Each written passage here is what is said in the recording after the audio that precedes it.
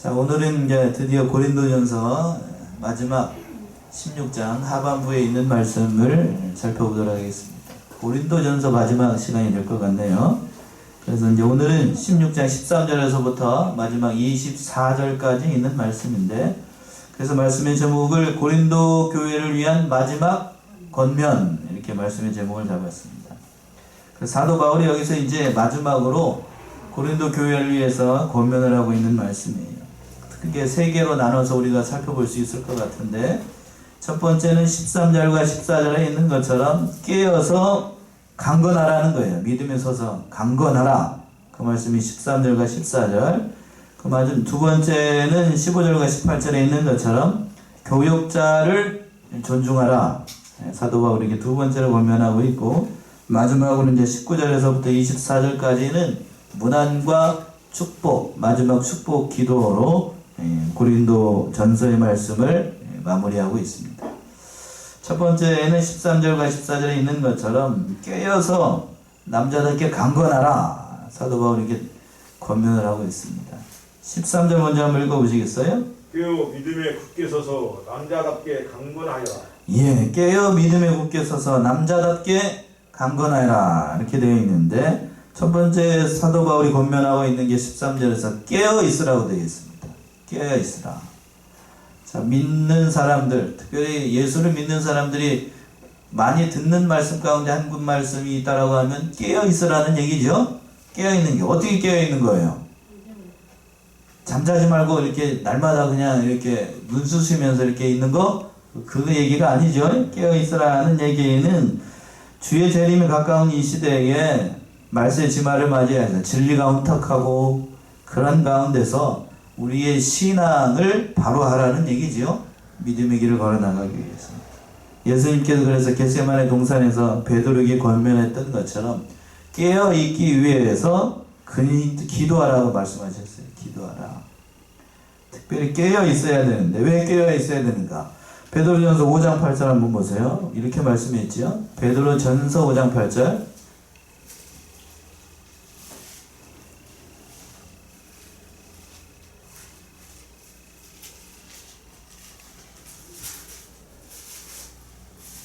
베드로전서 5장 8절. 근신하라 깨어라 너희 대적 마귀가 오는 사자같이 두루 다니며 삼킬 자를 찾나니. 예, 근신하고 깨어라. 너희 대적 마귀가 오는 사자같이 두루 다니며 삼킬 자를 찾나니. 이렇게 말씀했습니다. 우리의 믿음의 대적 마귀가 우는 사자처럼 삼킬 자를 두루 찾아낸다고 되어 있습니다. 그러니까 깨어 있으라는 얘기예요. 자, 보세요. 여러분보다 마귀가 더 부지런합니다. 그 인정하시나요? 어떻게 찾아낸다고요? 두루 찾아다녀요. 삼킬 자를. 그러니까 인간의 열심보다도 마귀의 열심이 대단합니다.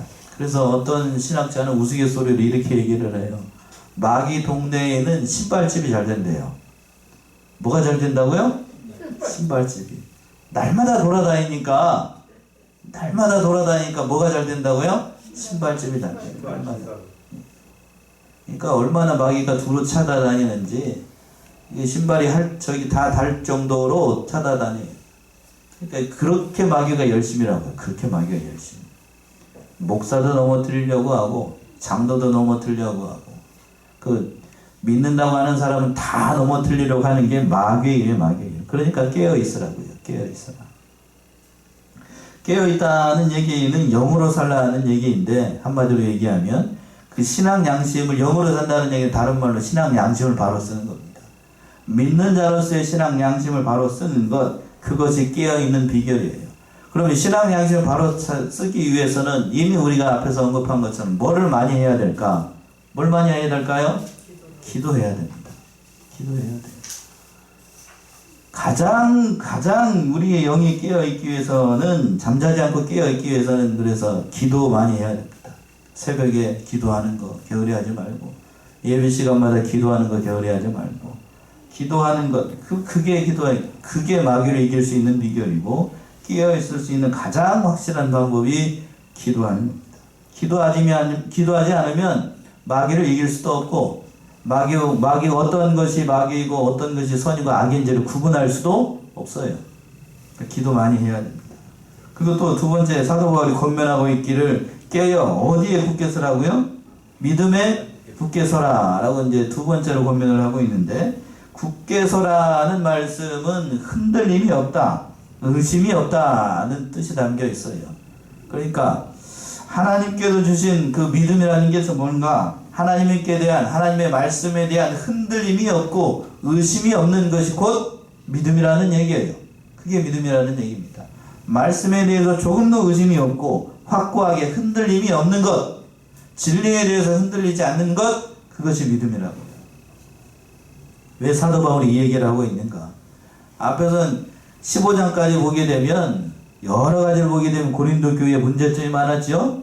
하나님의 진리의 말씀을 선포하고 그 부활에 대해서 또 여러 가지 일들에 대해서 그 고린도 교회의 문제점을 지적을 했는데, 한마디로 얘기하면 이 고린도 교회가 진리 면에 있어서 흔들림이 많았다고 하는 거예요. 특별히 부활에 대해서 믿지 못하는 사람들이 많았어요. 그러니까 그 믿음이라고 하는 것이 뭔가, 사도 바울이 처음에 전파해준 그 진리를 붙잡고 끝까지 흔들림 없이 나아가는 것, 그게 믿음이라는 얘기입니다. 그러니까 또 이 굳게 서라고 되어 있어. 굳게 서라. 굳게 서 있는 게 참으로 중요한 겁니다. 그리고 마지막으로 13절 하반절에 있는 것처럼 누구답게 강건하라고요? 남자답게. 남자답게 강건하라. 여자답게 강건하면 안 되고, 여자는 약하잖아. 예? 요즘은 이상한 세상이 돼가지고 남자답게 강건하거나 그러면은 사람들이 잘 은혜를 안 받고, 여자답게 강건하라 그러면 사람들이 은혜를 받아요. 이상한 세상이 돼가지고. 예? 이상한 세상이 돼서 거꾸로 된 세상이라. 그리고 여자답게 강건하라 하면 목사가 인기가 많아져요. 이상한 세상이에요. 이상한 세상. 그게 맞은데.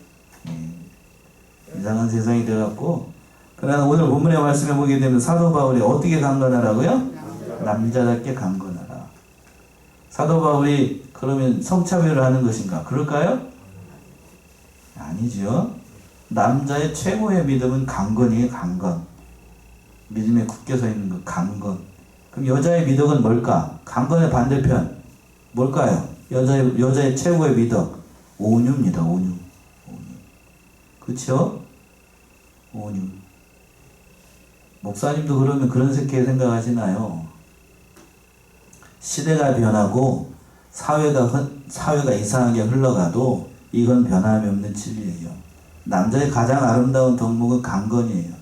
어떤 풍파나 어떤 어려움이 닥쳐도 그 모든 일들을 통해서 믿음을 끝까지 지켜나가는 강력한 믿음, 그게 매력이래요. 그게 매력.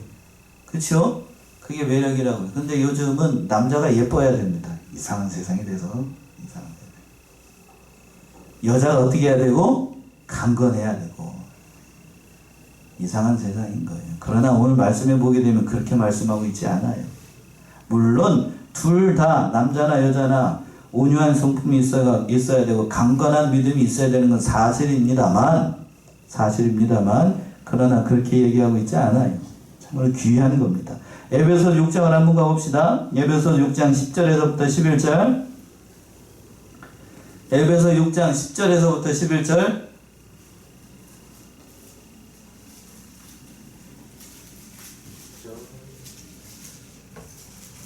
에베소 6장 10절에서부터 11절. 뭘 입으라고 되어 있어요? 정말로 너희가 주 안에서와 그 힘의 능력으로 강건하여지고 마귀의 괴계를 능히 대적하기 위하여 하나님의 전신갑주를 입으라. 예. 강건하여지기 위해서는 뭘 입어야 된다고요?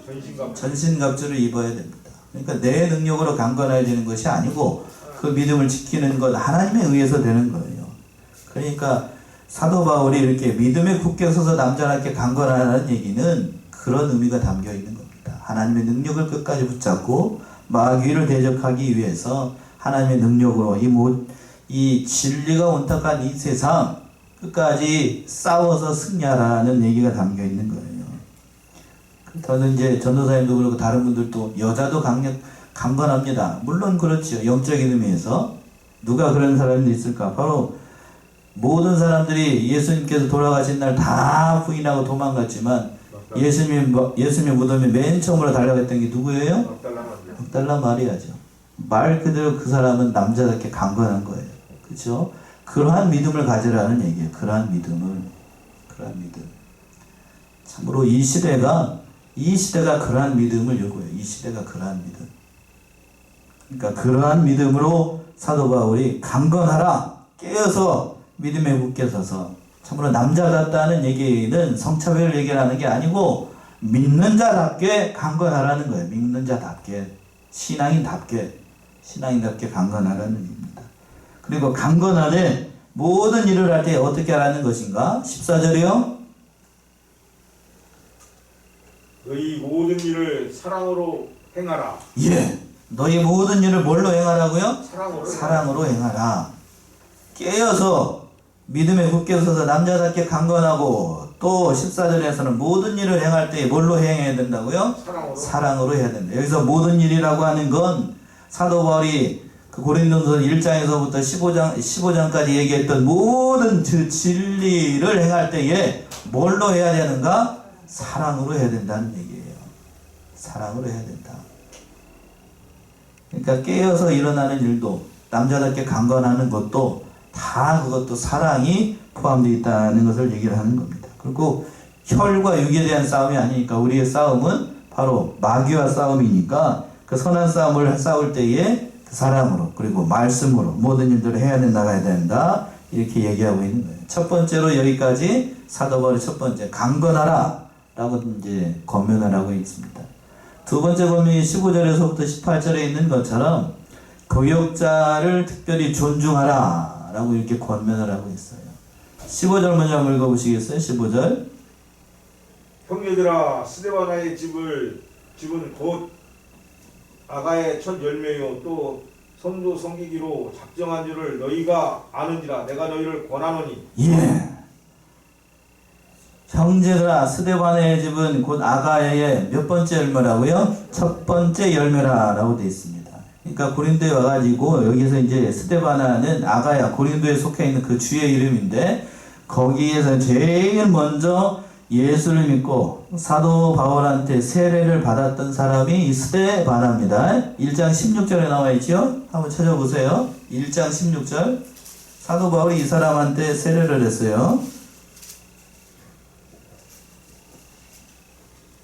1장 16절. 내가 또한 스데바나 집 사람에게 세례를 주었고 그 위에는 다른 아무에게 세례를 주었는지 알지 못하노라. 예, 그래요. 이 스데바나에게 그러니까 처음 여기에서 이제 그 예수를 믿었던 사람이 스데바나니까 바로 이 고린도 교인들에게 그러니까 이 사람을 존중하라는 의미에서 사도 바울이 이렇게 얘기를 하는 거예요. 또 뭐라고 되어 있냐면 그 중반에서 있죠. 또 성도 섬기기로 작정한 줄 너희가 아는지라. 그러니까 이 스데바나의 그 은사가 뭐였냐면 성도를 잘 섬기는 은사가 있었던 거예요. 처음 예수를 영접한 것도 그렇고 또 모든 일에 있어서 성도들을 잘 섬기고 고린도 교회 모든 면에서 귀감이 되는 사람이 바로 이 스데바나였습니다. 그러니까 스데바나를 사도 바울이 그 스데바나를 너희가 잘 알고 있으니까 이 사람을 알아주고 또 그에게 모든 면에서, 영적인 모든 면에서 잘 협력하고 복종하라 라는 의미로 이 권면의 말씀을 하고 있는 겁니다. 그래서 16절 이렇게 얘기를 하고 있죠. 16절 보시면 이 같은 자들과 또 함께 일하며 수고하는 모든 자에게 복종하라. 예. 교역자를 존중을 할 때 첫 번째 덕목이 이제 16절에 나오는 거예요. 뭐라고 얘기를 했냐면 이 같은 자들과 함께 또 함께 일하며 수고하는 모든 자에게 뭐라고 돼 있어요? 복종하라 라고 되어 있습니다. 순종과 복종의 차이점은 아시죠? 순종은 어떠한 마음으로 저기 명령을 따르는 거고 단 마음으로 따르는 거예요. 그러나 복종은 무슨 차이가 있죠? 앞에서 권위자, 내게 이런 말씀을 하는 사람의 말씀이 내 마음에는 맞지 않아도 그 명령을 따르는 것, 그게 뭐죠? 복종이에요. 그 복종. 마치 군인들에게 최고로 요구되는 덕목이 뭐예요? 복종입니다. 복종. 전진 앞으로 총 들고 전쟁이 일어났어요. 전진 앞으로 가면 죽어요. 그것도 가야 돼. 그래도 어떻게 해야 되죠? 가야 돼. 가야 돼. 그게 복종이에요. 절대 명령입니다. 절대 명령. 그래서 복종이에요. 복종. 지금 사도 바울이 첫 번째로 이 고린도 교인들에게 교육자를 존중하라는 의미, 특별히 스데바나와 그와 함께 일하는 자들을 알아주라, 그와 수고하는 자들 알아주라고 권면을 하면서 뭐라고 얘기를 했냐면 그 모든 자들에게 첫 번째로 뭐 하라고요? 복종하라. 설령 그 사람이 너희의 생각과 이성적으로 판단해 봤을 때에 잘 맞지 않는 말씀을 한다 할지라도 그 권위를 인정해주고 어떻게 하라고요? 복종하라 라고 권면을 하고 있는 거예요. 복종하는 것, 순종하는 것, 그 말씀대로 행하는 것, 그것이 참으로 귀한 일입니다. 그래야만 뭐가 돼도 일이 돼요. 일이 됩니다. 자, 여호수아 11장을 한번 가보세요. 여호수아 11장 15절. 여호수아 11장 15절.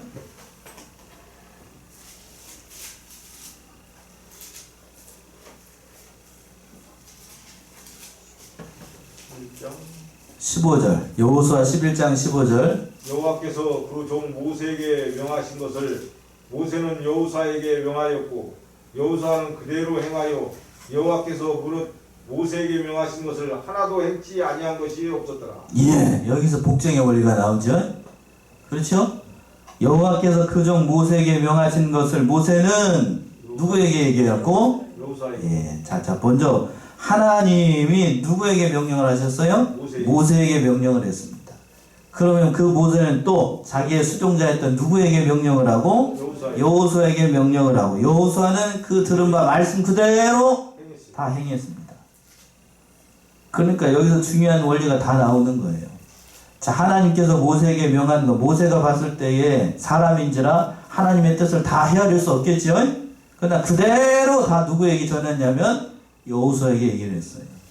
그 여호수아는 또 그 받은 모세는 또 그 여호수아가 말이도 안 나오노. 모세는 여호수아에게 명령을 하면 여호수아는 자기의 생각에 따라서는 좀 복종하기 어려운 것도 그 말씀한 대로 행했어요. 그대로 행했다고 되어 있죠? 여호수아는 그대로 행하여 하나도 행치 않는 것이 없다라고 했을 정도로. 그러니까 여기서 중요한 원리가 다 되는 겁니다. 여호수아. 저를 이렇게 지도하셨던 어느 목사님께서 그런 얘기를 하시더라고요. 순종을 잘하는 집은 송아지가 어디에도 올라간다고 얘기를 하냐면 어디에도 올라가요? 송아지가 지붕 위에도 올라간대요. 예? 가장의 명령을 순종을 잘하는 집은 송아지가 어디 위로도 올라간다고요? 지붕 위로도 올라간대요. 이게 뭔 말일까요, 이게? 아버지가 술 약주 한잔 하시고 집에 들어와가지고 집사람한테 얘기를 합니다. 오늘은 송아지를 어디에다 올려보자고? 지붕 위에다 올려보자. 그랬더니 그 집사람이 뭐라고 저기 집에 있는 아들, 딸들 불러다 놓고 이 송아지를 불러다 놓고 어디로 올리려고 그래, 지금? 사다리 놓고 어디로 올려요? 지붕 위로 올려. 올라갔을까요? 안 올라갔을까요? 올라갔어요. 어떻게 올라갔는가? 순종함으로 올라갔어요. 그러나 이제 술 취한 아버지가 집에 와가지고 집사람하고 아들내미 딸내미 불러다 놓고 오늘은 송아지를 어디로 올려보자고 그랬다고요? 지붕으로 올려보자 그랬더니 그 아내 된 사람이 뭐라고 얘기를 한다고요? 술이나 깨고 그런 소리 하시오. 그렇게 얘기하면 송아지가 어디로 못 올라가? 지붕 위로 올라갈까요? 못 올라갈까요? 못 올라갑니다. 아무 일도 안 돼요. 아무 일도 안 돼요. 순종의 얘기를 하면서 그 얘기를 하시더라고요. 제가 갑자기 이 순종 얘기를 하니까 그게 생각이 나요. 오늘날 가정에서 제가 왜 이 얘기를 하냐면 남편의 권위가 그만큼 서지 않는 때가 됐습니다. 남편의 권위뿐만 아니라 부모의 권위, 그리고 또 학교에서는 선생님의 권위가 인정이 되지 않습니다. 그 인정이 되지 않으니까 질서가 흐려지니까 사회가 다 혼란해요. 그렇죠? 그 모든 일들이 이루어지지 않은 거예요. 자, 거기까지 가지 말고 오늘 본문의 말씀에 돌아와가지고 교회 안에서 그 모든 일들을 하기 위해서는 첫 번째 교육자의 명령에 그 모든 말씀에 뭐 해야 된다고요? 복종하라는 얘기입니다. 독달지 말고. 그래야만 뭐든지 된다는 얘기예요. 저는 제 얘기를 하는 게 아니에요. 오늘 그 말씀 그대로 얘기를 하는 겁니다. 또 17절 보시면 또 뭐라고 얘기를 했냐면 17절이요. 내가 스데바나와 부스나도와 아가이오에 온 것을 기뻐하노니 저희가 너희의 부족한 것을 보충하였습니다. 예. 첫 번째 교역자, 그 두 번째 그 교역자를 존중하라는 것에 두 번째 뭘 얘기를 하냐면 그 모든 믿는 자들은 뭐를 보충하는 거냐면 부족한 것을 보충하는 거예요. 뭘 보충한다고요? 부족한 것. 부족한 것을 보충하는 것. 부족한 것을 보충. 첫 번째는 뭐라고 그랬어요? 모든 말씀에 복종하는 것. 두 번째는 뭐라고 얘기를 했냐면 부족한 것을 어떻게 하는 것? 보충하는 거예요. 그게 교회 안에서 모든 일들을 잘 되게 하는 겁니다. 그런데 오늘 본문의 말씀에 돌아오면 17절에서 그랬어요. 스데바나와 브로나도와 아가이고가 이 사도 바울에 가가지고 그 모든 일들, 고린도 교회에 이런 일들이 있었습니다. 다 얘기를 해주고 부족한 모든 것들을 다 채워줬어요. 고린도 교회에도 뿐만 아니라 사도 바울에게도 그 모든 일들을 통해서 격려해주고 위로해주고 부족한 것이 없는지 다 살펴서 그 모든 일들이 잘 진행되게 했다고요. 그러니까 사도 바울 입장에서 봤을 때 이 사람들이 얼마나 감사했겠어요? 그렇죠? 이 사실이 참으로 중요해요. 이 사실이. 그러니까 교회가 되려고 하면 교회가 어지럽지 않고 되려고 하면 이러한 사람들이 있어야 되고 그 모든 일들을 통해서 부족함이 없도록 기쁨으로 봉사하는 것, 이것이 참으로 중요하다는 얘기입니다. 그러니까 이 사람들은 어떻게 했느냐면 마지막으로 18절 보시면 이렇게 얘기를 했죠. 18절 보시면 저희가 나와 너희 마음을 시원케 하였으니 그러므로 너희는 이런 자들을 알아두라. 예. 세 번째는 뭐라고 얘기했냐면 18절 상반절에서 그랬습니다. 저희가 나와 너희의 마음을 어떻게 했다고요? 시원케 했다고. 예. 고린도 교회에서도 이 세 사람이 있으면 교역자도 마음이 어떻게 해지고 시원해지고 교인들도 그 세 사람들만 보면은 어떻게 마음이 어떻게 돼요? 시원해집니다. 우리 교회도 그런 사람이 있어요. 이 사람이 있어야만 시원해집니다. 그러니까 성도는 아무쪼록 교회와 성도들과 교역자들과 하나님의 마음을 어떻게 해야 되는 사람인가 하면 시원하게 해주는 사람이 돼야 돼요. 막힌 것을 뚫어주는 아주 시원하게 해주는 사람, 그런 사람이 돼야 됩니다. 어떤 일이 됐든지 간에 교회 안에서 근심케 하는 것, 목회자가 됐든지 성도들이 됐든지 근심케 하는 것, 하나님 앞에서 아무런 유익이 되지 않아요. 아무런 유익이 되지 않습니다. 그래서 히브리서 13장 17절 보세요. 여기서는 이렇게 얘기했습니다. 히브리서 13장 17절 너희를 인도하는 자들에게 순종하고 복종하라. 그들은 너희 영혼을 위하여 경성하기를 자신들이 정상할 자인 것 같지 않으니라.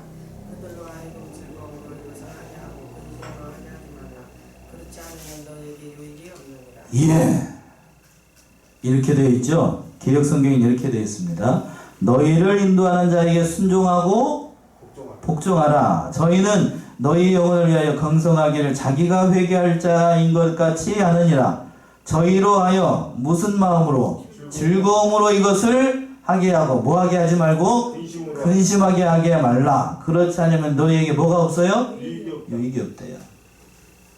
유익이 없습니다. 아무런 유익이 없습니다. 아무런 유익이 없어요. 교역자가 사명이 있기 때문에 그 모든 사명감을 가지고 일할 수 있어요. 예? 성도들이 따라주지 않고 뭐가 해도 교회에 어려움이 있고 그래도 마땅히 하나님께서 세워진 위치가 있기 때문에 그 모든 일들을 잘 감당하면서 기도하면서 인내하면서 할 수 있습니다. 그러나 그렇게 낑낑대면서 하는 것, 근심하면서 일하는 건 성도들에게 결코 유익이 하나도 없어요. 유익이 없습니다. 유익이 없어요. 그렇게 일하게 하지 말라는 얘기입니다. 자, 이 말씀은 제가 얼마 전에 어느 모 교회 권사하고 장로 장립식을 하면서 김성진 목사님이 요 세 가지를 가지고 권면의 말씀을 하시더군요. 제가 그때 은혜를 많이 받았어요.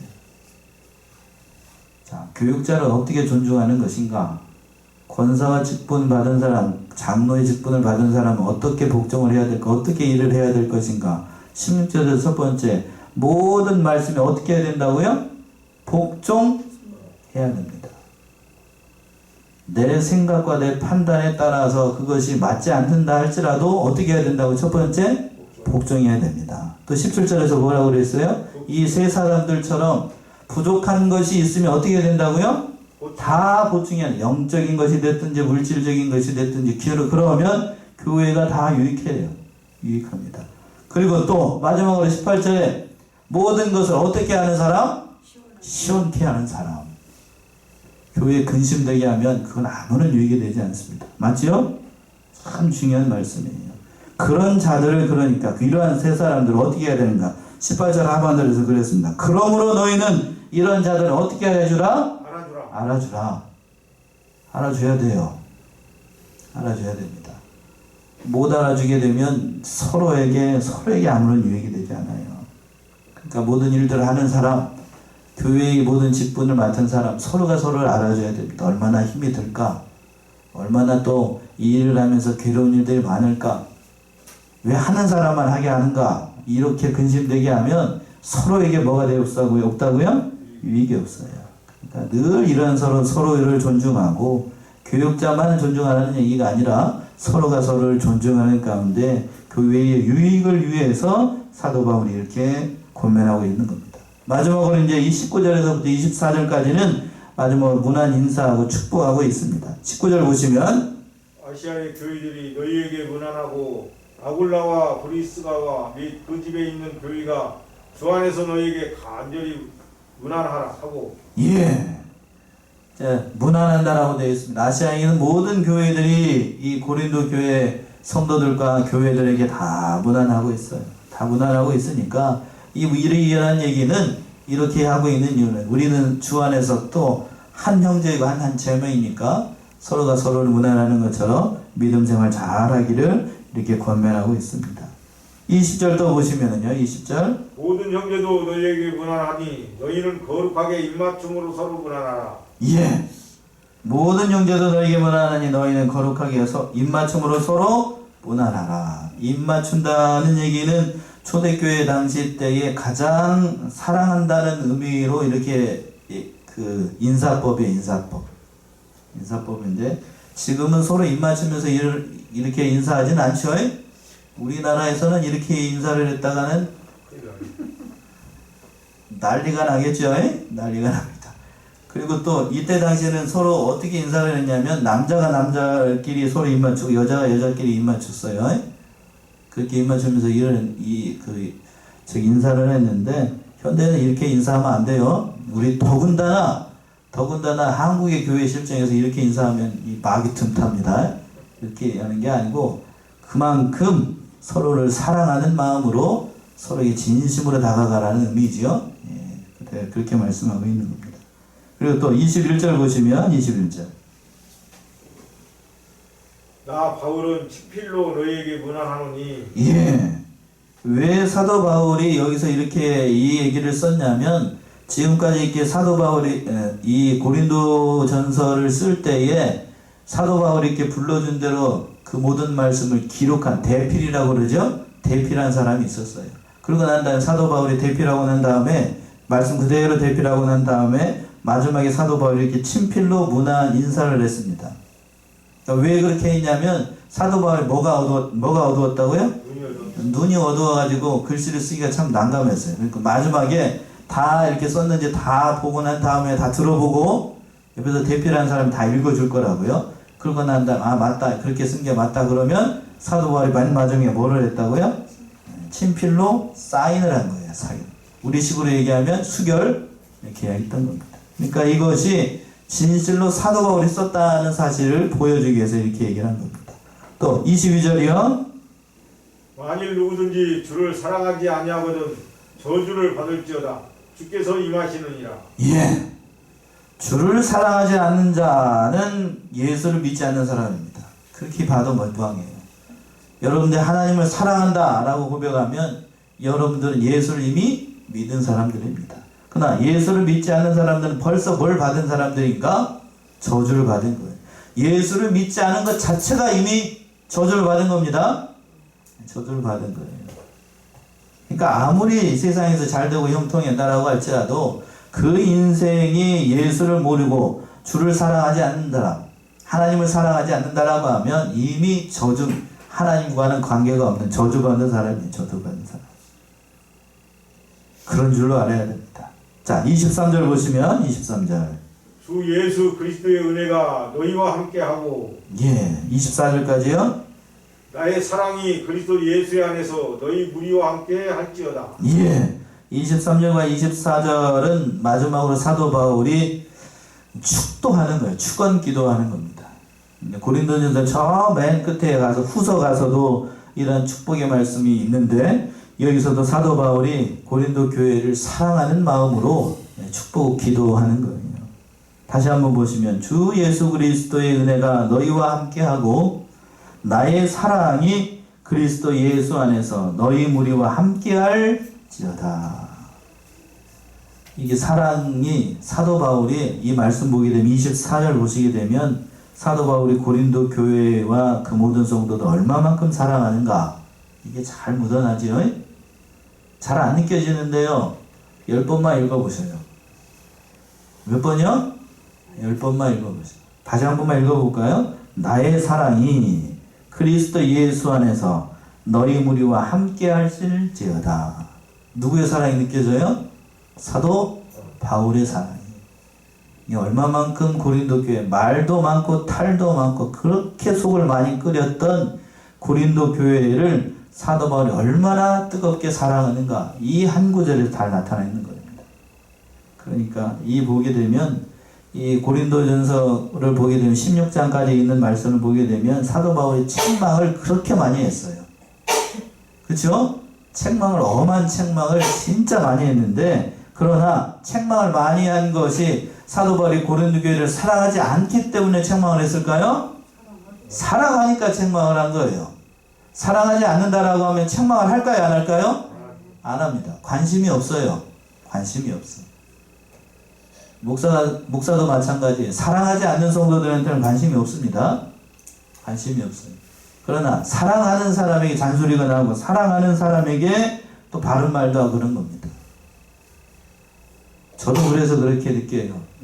집사람이 저에게 무슨 말을 하든지 저를 어떻게 하기 때문에 하는 말이라고 생각하고 딴 데 보고 그렇게 하는 것처럼 물론 그렇게 얘기를 할 때는 들을 당시에는 어떻죠? 속이 상합니다. 사람인지라 목사도 사람인지라 속이 상할 수 있지만 그러나 사랑하기 때문에 한 줄 알고 열심히 사랑해야 됩니다. 마지막 한 군데만 찾아보고 말씀하실까요? 베드로전서 4장 7절에서부터 8절. 베드로전서 4장 7절에서부터 8절.